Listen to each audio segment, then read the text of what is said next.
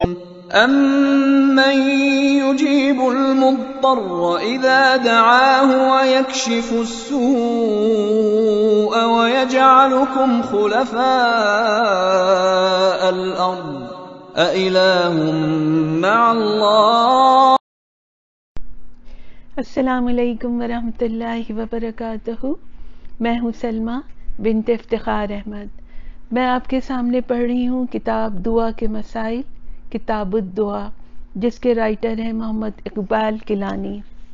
اس سلسلے میں ہم جو چیپٹر پڑھ رہے تھے وہ تھا کہ وہ کلمات جن کے ذریعے دعا قبول کی جاتی ہے۔ شروع کرتے ہیں۔ بسم اللہ الرحمن الرحیم۔ رب اشرح لی صدری ویسر لی امری واحلل عقدۃ من لسانی یفقہوا قولی۔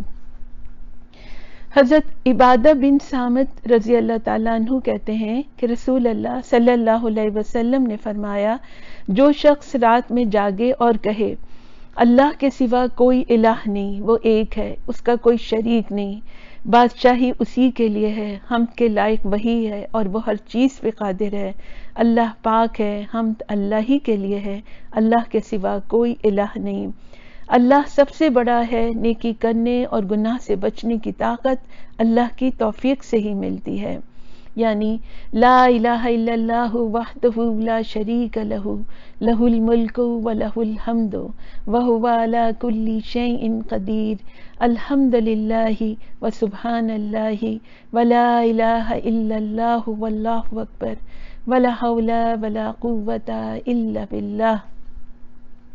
اور اس کے بعد وہ کہے رب اغفر لی، اے میرے رب مجھے بخش دیجئے۔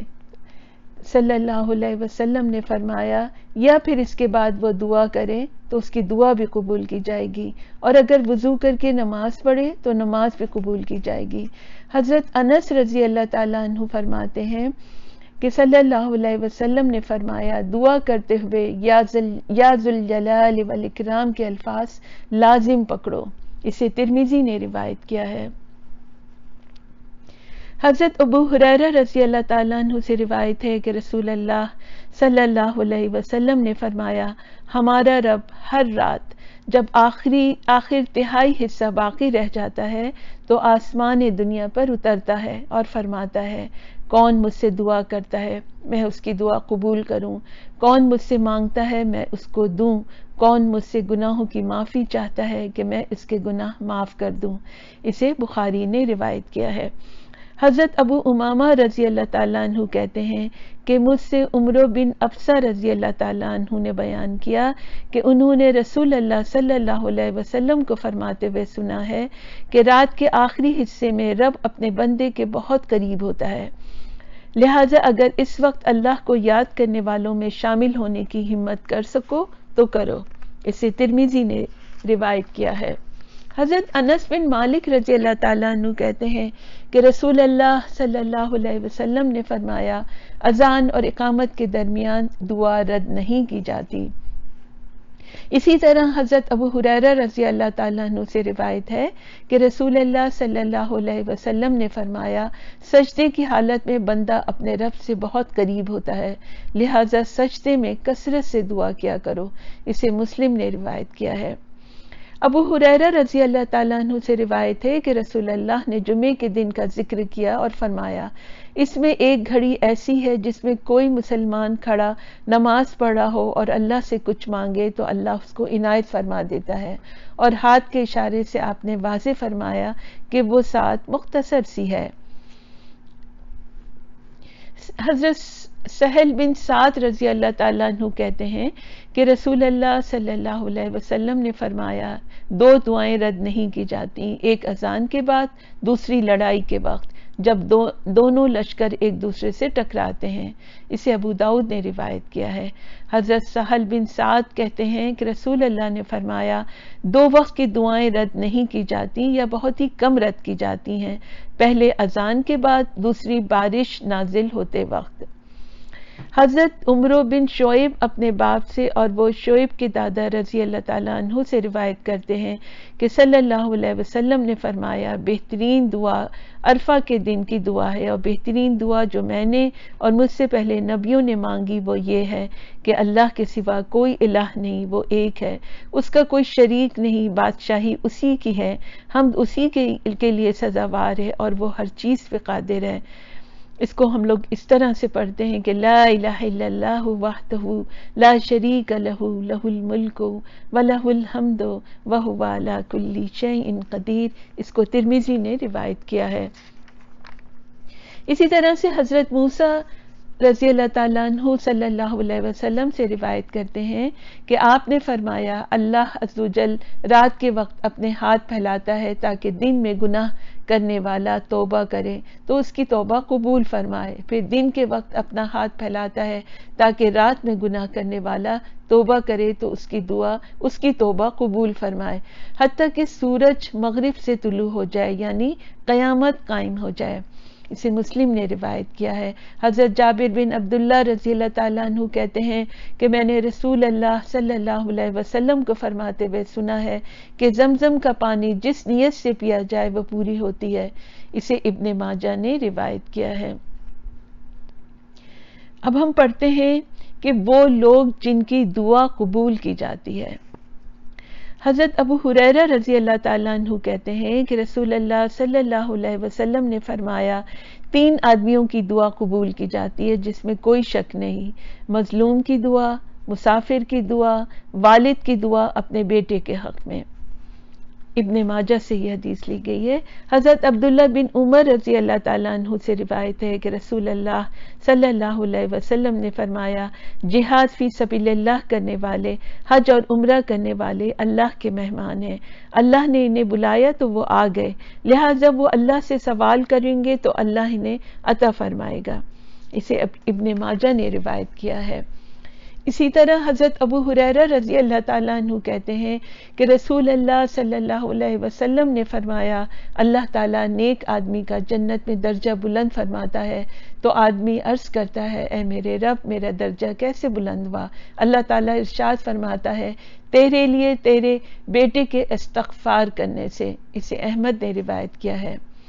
حضرت ابو ہریرہ رضی اللہ تعالیٰ عنہ کہتے ہیں کہ رسول اللہ نے فرمایا جو شخص یہ پسند کرتا ہے کہ مصیبتوں اور تکلیفوں میں اللہ اس کی دعا قبول فرمائے اسے چاہیے کہ خوشحالی کے وقت کثرت سے دعا کیا کرے۔ اسی طرح روزے دار کی دعا قبول کی جاتی ہے۔ حضرت ابو ہریرہ رضی اللہ تعالیٰ عنہ سے روایت ہے کہ رسول اللہ نے فرمایا 3 آدمیوں کی دعا رد نہیں کی جاتی، باپ کی، روزے دار اور مسافر کی۔ حضرت عبداللہ بن عباس رضی اللہ تعالیٰ عنہ سے روایت ہے کہ رسول اللہ نے فرمایا 5 دعائیں قبول کی جاتی ہیں، مظلوم کی دعا یہاں تک کہ بدلہ نہ لے لے، حاجی کی دعا یہاں تک کہ گھر واپس لوٹے، مجاہد کی دعا یہاں تک کہ وہ جہاد سے فارغ ہو جائے، مریض کی دعا یہاں تک کہ ٹھیک ہو جائے، اور بھائی کی بھائی کے لیے غائبانہ دعا۔ آپ صلی اللہ علیہ وسلم نے فرمایا ان تمام دعاؤں میں سے جلدی قبول ہونے والی دعا بھائی کی بھائی کے لیے غائبانہ دعا ہے۔ اگلا چیپٹر ہے کہ وہ لوگ جن کی دعا قبول نہیں کی جاتی۔ رزق حرام کھانے والے کی دعا قبول نہیں ہوتی۔ حضرت ابو ہریرہ رضی اللہ تعالیٰ عنہ سے روایت ہے کہ رسول اللہ صلی اللہ علیہ وسلم نے فرمایا اللہ تعالیٰ پاک ہے اور پاک چیز کے سوا کوئی چیز قبول نہیں کرتا، اور بے شک اللہ تعالیٰ نے مومنوں کو ایسی چیز کا حکم دیا ہے جس کا حکم رسولوں کو دیا، چنانچہ ارشاد فرمایا اے رسولو پاک چیزیں کھاؤ اور نیک عمل کرو۔ اللہ ارشاد فرماتا ہے اے لوگو جو ایمان لائے ہو کھاؤ اس پاک رزق سے جو ہم نے تم کو دیا ہے۔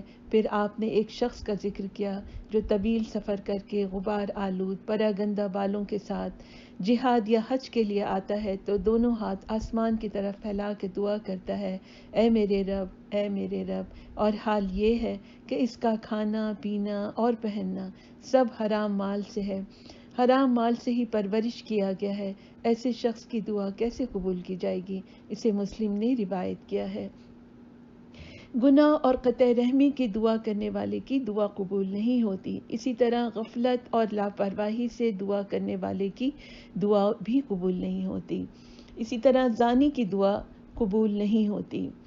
حضرت ابو العاص ثقفی رضی اللہ تعالیٰ عنہ صلی اللہ علیہ وسلم سے روایت کرتے ہیں کہ آپ نے فرمایا روزانہ آدھی رات کے وقت آسمان کے دروازے کھول دیے جاتے ہیں اور ایک پکارنے والا فرشتہ پکارتا ہے، کوئی دعا کرنے والا ہے جس کی دعا قبول کی جائے، کوئی سوال کرنے والا ہے جس کا سوال پورا کیا جائے، کوئی مصیبت زدہ ہے جو مصیبت دور کرنے کی دعا کرے اور اس کی مصیبت دور کر دی جائے. اللہ تعالیٰ عز و جل ہر دعا کرنے والے مسلمان کی دعا نصف شب قبول فرماتا ہے، سوائے زانیہ کے جو اپنی شرمگاہ کے ذریعے غیر مرد کو سیراب کرتی ہے اور زبردستی ٹیکس وصول کرنے والے کے.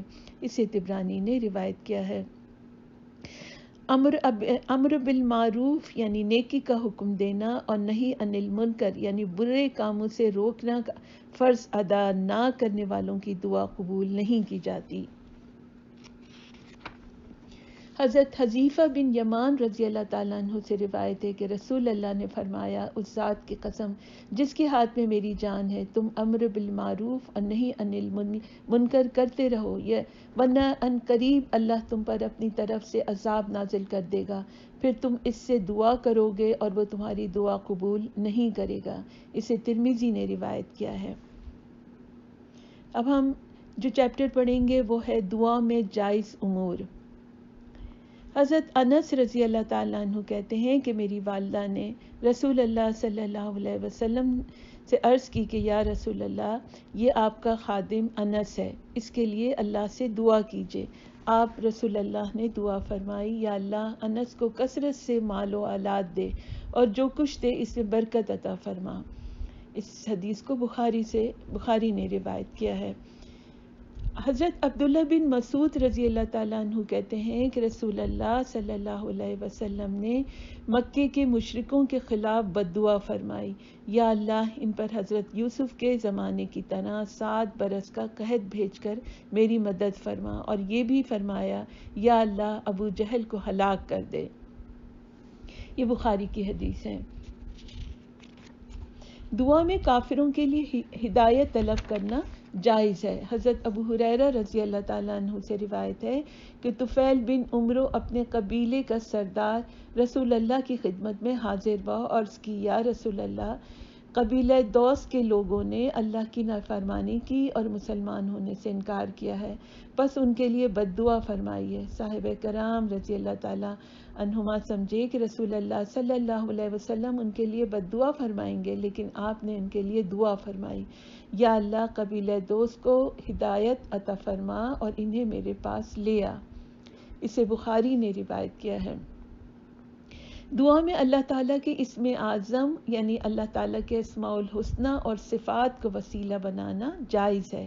حضرت عبداللہ بن بریدہ اسلمی رضی اللہ تعالیٰ عنہ اپنے باپ سے روایت کرتے ہیں کہ رسول اللہ نے ایک آدمی کو یوں دعا کرتے ہوئے سنا، یا اللہ میں تجھ سے مانگتا ہوں کیونکہ میں گواہی دیتا ہوں کہ تو اللہ ہے، تیرے سوا کوئی الہ نہیں، تو ایک ہے، تیری ذات بے نیاز ہے، نہ تو کسی کی اولاد ہے، نہ تیری کوئی اولاد ہے، نہ ہی تیرا کوئی شریک ہے.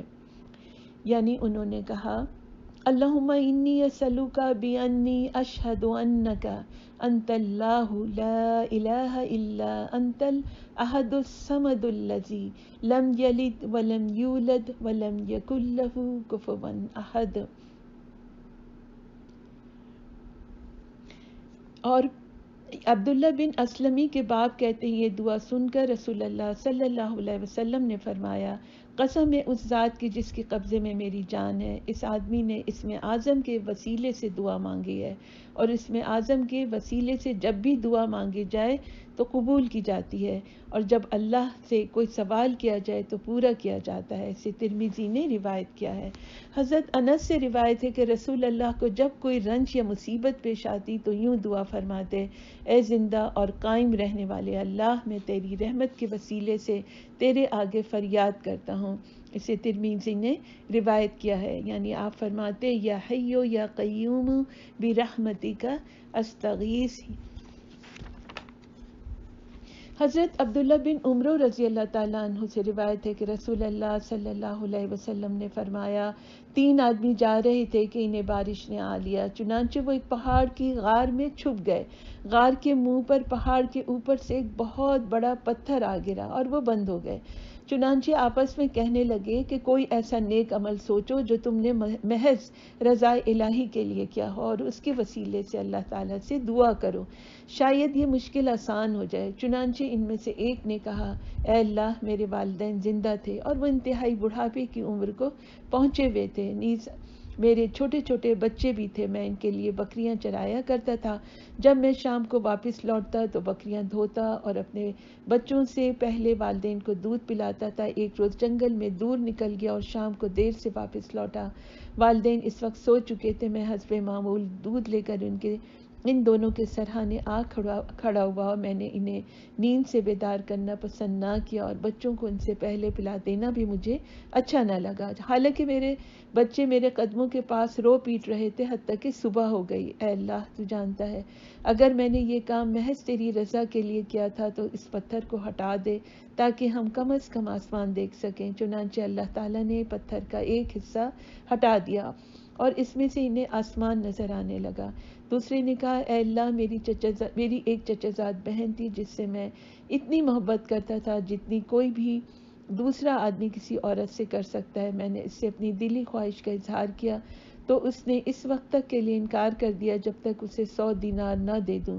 چنانچہ میں نے دوڑ دھوپ کر شروع کر دی اور 100 دینار جمع کر لیے۔ میں انہیں لے کر اس کے پاس کیا۔ جب میں اس سے صحبت کرنے لگا تو اس نے کہا، اے اللہ کے بندے، اللہ سے ڈر اور لگی ہوئی مہر کو نہ توڑ۔ بس میں واپس چلا آیا۔ اے اللہ، اگر میں نے یہ کام تیری رضا کے لیے کیا تھا تو ہماری اس مشکل کو آسان فرما دے۔ بس چٹان تھوڑی سی اور ہٹ گئی۔ پھر تیسرے نے کہا، اے اللہ، میں نے ایک مزدور کو اپنے کام پر لگایا تھا اور طے کیا تھا کہ تمہیں ایک فرق یعنی 8 کلوگرام چاول دوں گا۔ جب وہ کام ختم کر چکا تو میں نے اپنی مزدوری کا مطالبہ کیا۔ میں نے مزدوری اس کے سامنے رکھ دی لیکن وہ مزدوری کم سمجھ کر لیے بغیر چلا گیا۔ میں ان چاولوں کے ساتھ برابر کاشتکاری کرتا رہا یہاں تک کہ اس غلے سے کئی گائیں خرید لیں اور ایک چرواہا رکھ لیا۔ مدتوں بعد وہ میرے پاس آیا اور کہنے لگا، اللہ سے ڈر، مجھ پہ ظلم نہ کر اور میرا حق مجھے ادا کر۔ میں نے کہا، ان گائے اور چرواہے کی طرف جاؤ، یہ سب تمہارا مال ہے۔ اس نے کہا، اللہ سے ڈر اور میرے ساتھ مذاق نہ کر۔ میں نے کہا، میں تمہارے ساتھ مذاق نہیں کر رہا، بلکہ یہ اپنی گائے اور چرواہا لے جا۔ وہ انہیں لے کر چلا گیا۔ یا اللہ، تو جانتا ہے اگر میں نے محض تیری رضا کے لیے ایسا کیا تو جتنا راستہ بند رہ گیا ہے اسے بھی کھول دے۔ چنانچہ اللہ تعالیٰ نے ان کے سامنے سے باقی پتھر بھی ہٹا دیا۔ اسے بخاری نے روایت کیا ہے۔ حضرت انس بن مالک رضی اللہ تعالیٰ عنہ سے روایت ہے کہ جب لوگ قحط کا شکار ہوتے تو حضرت عمر رضی اللہ تعالیٰ عنہ حضرت عباس بن عبد المطلب رضی اللہ تعالیٰ عنہ کے سے بارش کی دعا کرواتے اور ساتھ کہتے، یا اللہ، رسول اللہ کی زندگی میں ہم اپنے نبی کی دعا کو تیرے حضور وسیلہ بناتے اور تو ہم پر بارش برسا دیتا۔ اب نبی اکرم کی وفات کے بعد ہم اپنے نبی کے چچا کو وسیلہ بناتے ہیں، لہٰذا ہم پر بارش برسا دے۔ حضرت انس بن مالک کہتے ہیں کہ حضرت عباس سے دعا کروانے کے بعد بارش ہو جاتی۔ اسے بخاری نے روایت کیا ہے۔ آج یہیں تک، انشاءاللہ تعالیٰ اس سے آگے ہم پڑھیں گے کہ دعا میں مکروہ اور ممنوع امور کیا ہیں۔ تو انشاءاللہ تعالیٰ اگلی قسم میں اللہم صلی علی محمد وعلی آلہ وبارک وسلم۔ سبحانک اللہم ربنا وبحمدک، اشہد ان لا الہ الا انت، استغفرک واتوب الیک۔ السلام علیکم ورحمۃ اللہ وبرکاتہ۔